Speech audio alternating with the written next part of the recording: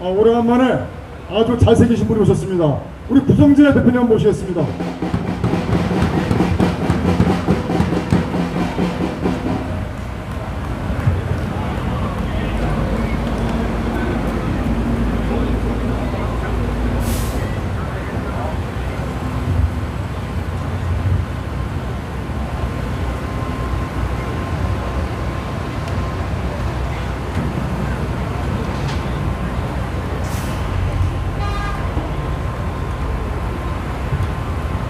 네, 네, 구성재입니다. 네, 지난주에 많은 일이 있었습니다, 그죠? 네.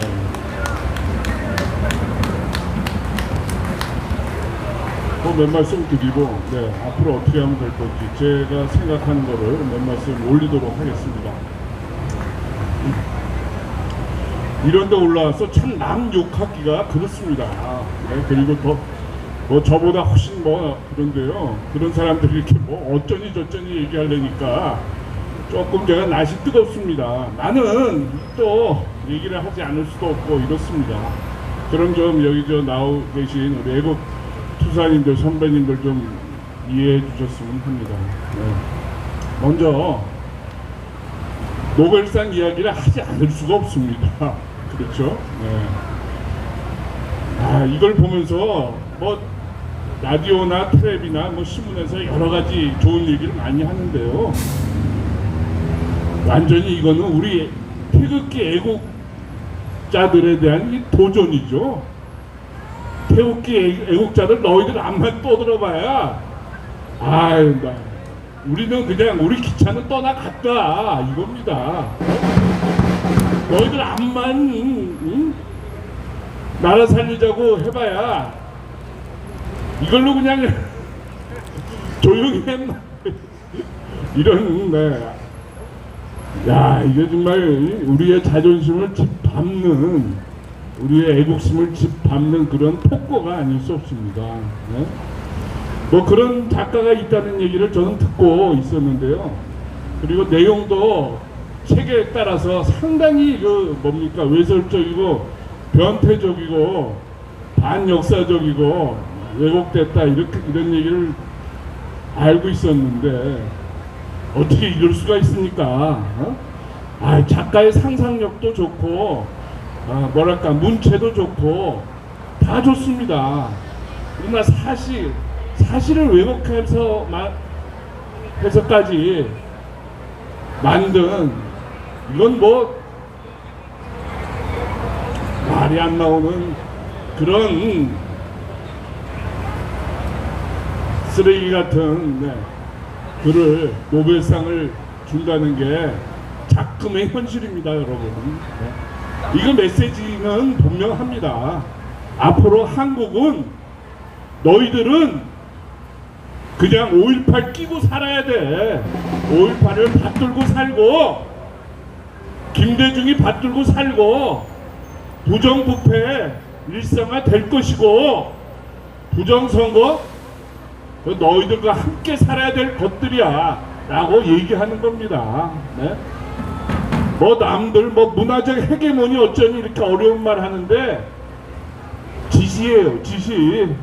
그렇게 하라는 겁니다. 네? 또 하나 뒷얘기를 들어보니까 이거 뒤에서 또 작용한 사람들 이 여러 명 거명이 되네요. 지난번에 우리 국민을 속이고 있는 김대중 DJ의 노벨상을 만들었던 사람이 이번에도 또 만든 거다 이런 얘기가 나오고 있습니다. 사실관계는 확인할 수 없는 거죠. 그러나 지난번처럼 노벨위원회에다가 엄청난 물량 공세를 했을 것이고 그 공세로 인해서 이번에 또 하나의 거대한 악마의 바벨탑을 하나 쌓아 올린 겁니다. 이거 보고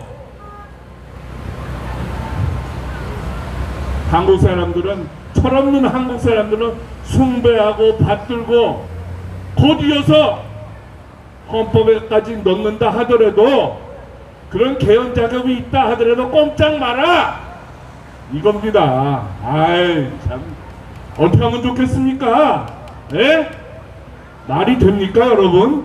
참 기가 잘 노르십니다. 또 하나 무슨 사건이 있었습니까? 아니 그 초미의 감신사가 서울 교육감 선거였는데요. 이번에도 우파가 떨어졌습니다. 우파 교육감 한 번 만들어서 제대로 교육 현장에 기본적인 생각을 바로 해야 되겠다. 이런 게 우리 애국 시민들의 여어머니였는데요. 그 여번이 또 이번에 무참하게 짓밟혔습니다. 이번에 조사 결과를 보니까 나오는 거 보니까 또 부정선거였다는 비판과 지적이 빗발치고 있습니다. 당일 투표와 사전 투표와 간에 경향이 완전히 다릅니다. 보도에 따르면 분석에 따르면 당일 투표는 이겼는데 우파가요 사전 투표는 또 졌다는 그런 아주 슬픈 소식입니다. 네? 이거 지난번에 말이죠 2020년에도 그랬고 지난번 2024년도 그랬고 그 중간에 2022년도 그랬고 앞으로도 계속 그렇게 될 겁니다. 네? 그러면서 우리는 5.18을 헌법에 넣고 붉은 나라 공산주의로 또 한 발자국 전진했습니다. 저는 일찍이 공산화 지수를 여러분들에게 여러 번 몇 번 말씀드린 적이 있는데요. 99.99%에서 99.999%로 더 접근했다 이런 말씀을 드립니다. 아주 심각한 상태에 와 있습니다. 그럼에도 불구하고 더 안타까운 거는 이거에 대한 각성이랄까 국가적 국민적 사회적 각성이랄까 이런 게 전혀 이루어지지 않고 있습니다. 네? 기초적인 제도권의 행태는 말할 것도 없고 네? 여기 아스팔트에 나와 있는 세력들조차 4분 5를 하면서 어떤 앞길이 전개될 것인가 정말 비관적인 생각을 할 수 없는 지경에까지 이르렀다라는 말씀을 드리는 바입니다. 자, 그러면은 어떤 일이 앞으로 있을 것인가 라는 말씀을 드립니다. 방법은 하나뿐입니다. 지금 이런 불법 하는 세력들을 청소해야 됩니다. 그죠? 그거는 뭐 불문가지죠. 근데 청소할 수 있는 역량이 있습니까? 이런 청소할 수 있는 역량이 있는 곳은 어디입니까, 여러분? 제도권 내에는 그런 청소를 할 수 있는 역량도, 의지도, 방향도, 깨달음도 없습니다. 그렇죠? 정당이 그렇고 언론이 그렇고 제도권에 있는 시민단체도 마찬가지입니다. 그들은 이런 부정과 불법을 숨기기에 바쁘고 조금 더 덜 자신들한테 피해가 주는 어젠다로 애국 시민들을 우왕좌왕하게 할 뿐입니다. 그렇다면은 제도권이 그렇다면은 비제도권은 어떻습니까, 여러분? 여기 매일 우리가 토요일마다 혹은 동일 국경일마다 나와서 봅니다. 볼 때 여러분들은 어떤 생각을 갖고 계십니까? 여러 군데에서 집회가 진행되고 있습니다만은 가장 강력하게 가장 힘이 센 곳의 행태를 한번 보십시오. 뭔가 부족하지 않습니까? 부정부패에 대해서 목소리를 제대로 내지 않고 불법 탄핵에 대해서도 목소리 내는 것을 막고 이런 노벨상 문제 세계적인 악마 세력에 대한 언급도 하지 않고 있습니다. 이 나라가 이거 어떻게 되려고 이러는 겁니까, 여러분? 큰일이 났다 하지 않을 수가 없는 겁니다. 조금만 내 옳은 소리를 해도 구속을 시키고 체포를 하고 입을 막고 이러고 있습니다. 자, 이와 관련해서 두 사람에 대해서 얘기를 드리겠습니다. 보는 시각에 따라서 그 사람들에 대한 평가는 다를 수 있습니다만은 그래도 올바른 소리를 자기 나름대로 해왔다라고 생각되는 사람이 두 사람입니다. 하나는 최우원 교수, 또 하나는 변희재 대표. 이 두 사람 지금 어디가 있습니까? 최근에 들리는 소식에 의하면은 어떤 정치적 박해, 신변의 위협, 구속될 가능성 때문에 둘 다 미국으로 지금 가서 망명 신청을 했다고 합니다. 최우원 교수는 불법 탄핵, 부정선거, 부산 문현동 금괴 도굴 사건 등등등을 외치며 애국 전선에 커다란 역할을 해온 인물입니다. 그런데 그 사람이 신변의 위협 때문에 한국을 도망가는, 한국에서 탈출할 수밖에 없는 그런 사태까지 이르렀습니다. 변희재도 마찬가지입니다.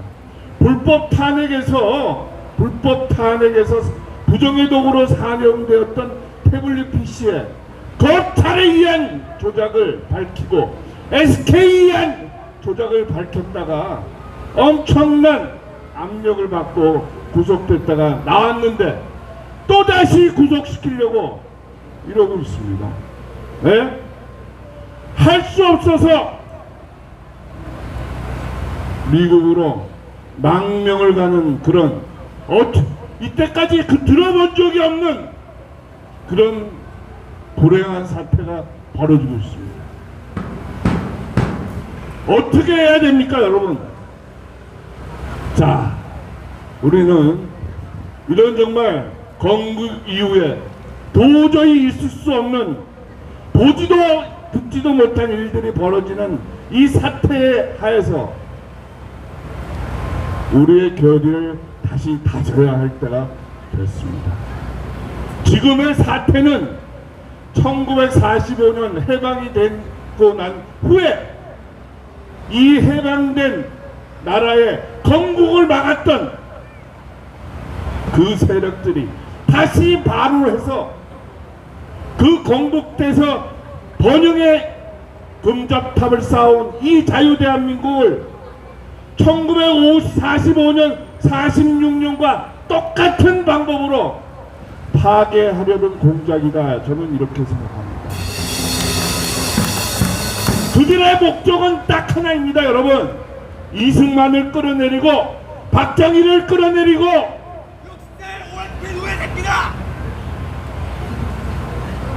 여기다가 김일성, 김정일, 중국 공산당의 붉은 깃발을 세워야 되겠다는 겁니다. 그걸 위해서 선거도 조작하고 문화 헤게모니를 잡아서 말도 안 되는 작품에 상을 줘서 국민들을 마취시키고, 이것이 작금의 현실인 것입니다. 여기서 유일하게 우리가 살아날 수 있는 생존의 길은 우리 여기 나와 계신 태극기 애국 투사님들이 좀 더 열심히 싸워서 애국 시민들을 모으는 길뿐이다 라는 말씀을 드립니다. 그 길만이 이 붉게 물들어가고 있는 이 나라를 살릴 수 있는 유일한 길입니다. 여러분, 아주 엄청난 파멸적인 전략 전술이 난무하는 현 시점에서 우리가 다시 한번 각성해야 된다라는 격려와 자극의 말씀을 드리면서 제 말씀을 마치겠습니다. 감사합니다.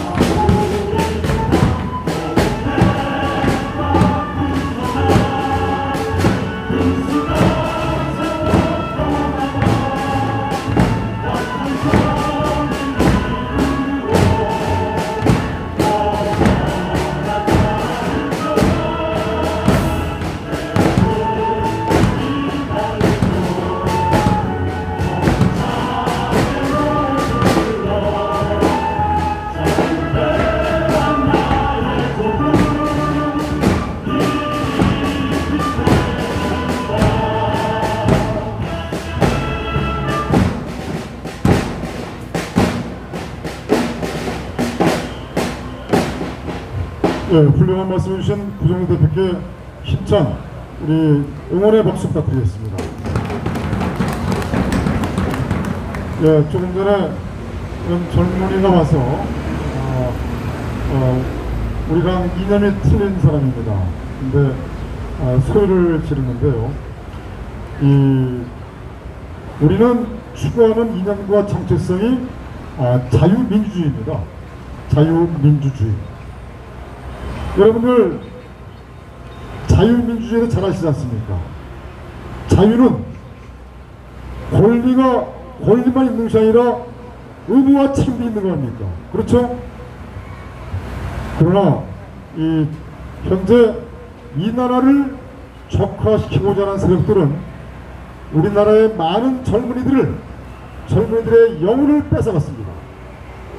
그래서 일본 반일 정신을 집어넣고 반미를 머리에다 놓고 그 다음에 이승만 대통령과 박정희 대통령이 독재자라고 이렇게 젊은 사람들한테 세뇌시켰고, 하물며 전두환 대통령은 이 북한의 주장과 거의 흡사합니다.